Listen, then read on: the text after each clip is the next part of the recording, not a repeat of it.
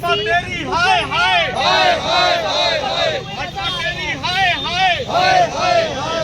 चौकीदार डीलर है, चौकीदार डीलर है, चौकीदार डीलर है, करनाल के चौकीदार डीलर है, करनाल का चौकीदार डीलर है, डीलर साहब शर्म करो, शर्म करो। भाजपा हाय हाय पे लेके जाओ, भाजपा हाय हाय, भाजपा हाय हाय, भाजपा हाय हाय, भाजपा हाय हाय, भाजपा हाय हाय, भाजपा हाय हाय, भाजपा। आज किस लिए इकट्ठे हुए थे जी सभी यहाँ?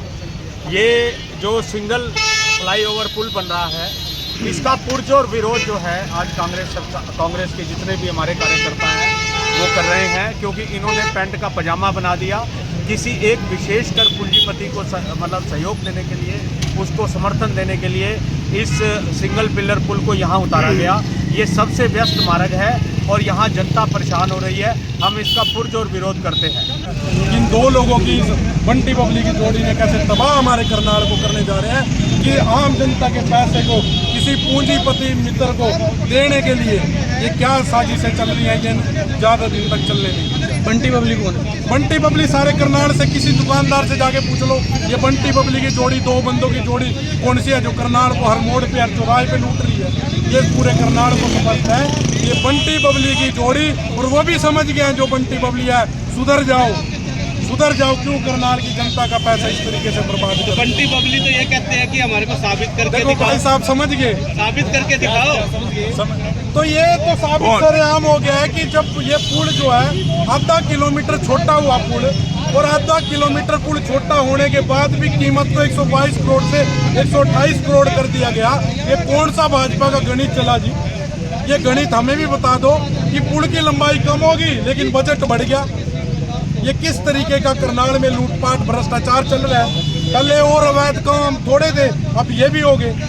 अब पूरे करनाल को ये दिखाना चाहते थे, हम भी सोच रहे चलो कुछ काम करें, इन्होंने पुल भी, लेकिन अब करनाल की जनता को समझ में आया ये पूंजीपतियों की सरकार है, और ये पुल भी अपने पूंजीपति मित्र को देने के लिए कि उनको रास्ते में आने जाने में दिक्कत होती है, इसलिए बनाया। जनता का कोई वो नहीं है। लाटर साहब आपने कहा भाजपा के साथ नई नई रिश्तेदारी बनी है, किसकी बनी है, कौन है वो? ये तो थोड़ा सा काम मीडिया को खुद भी करना चाहिए कि सारा मैं ही आप बोलोगे तभी बात बनेगी ना। कौन है नए रिश्तेदार? सबको पता है कि किस केंद्रीय मंत्री के साथ किस पूंजीपति की नई नई रिश्तेदारी जुड़ी है, और ये शादी का गिफ्ट है या क्या है, ये तो वही बताएंगे। डर तो नहीं लगता? नहीं, डर क्या लगेगा, हम तो सच्चाई है। जनता है, जनता से बड़ा मंत्री का भी नाम ले दो ना फिर। किसका? मंत्री कौन है? मंत्री का आप एक बात आओ, मंत्री का भी चेकअप कर लो, जिन्होंने कृषि मंत्री रहे हैं अभी, कर लो पता कौन है, या ये भी मैं खुल के बताऊं? खुल के ही बता दो।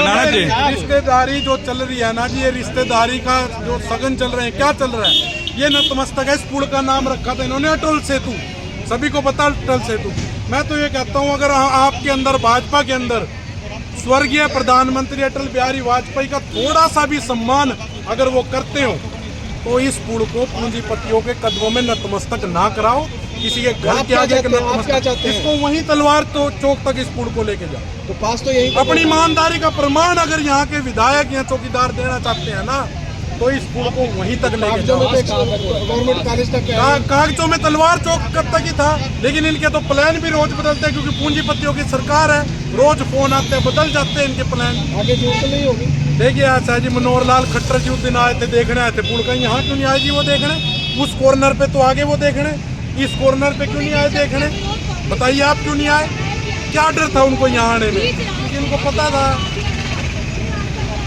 मैं ये नहीं कहता मनोहर लाल खट्टर ईमानदार नहीं है, ईमानदार है। किसके लिए है वो ईमानदार? सिर्फ भाजपा के एक दो नेता के लिए, जनता के लिए वो ईमानदार नहीं है। जनता को लुटवाने का काम कर रहे हैं। कल करनाल के उपायुक्त आपके पास, मैं सब हमारे पास सारा कुछ देख लिया है। जो पहले जो नक्शा पास हुआ था 2.7 किलोमीटर का, अब वो इन्होंने छोटा करके 2.2 का छोड़ दिया।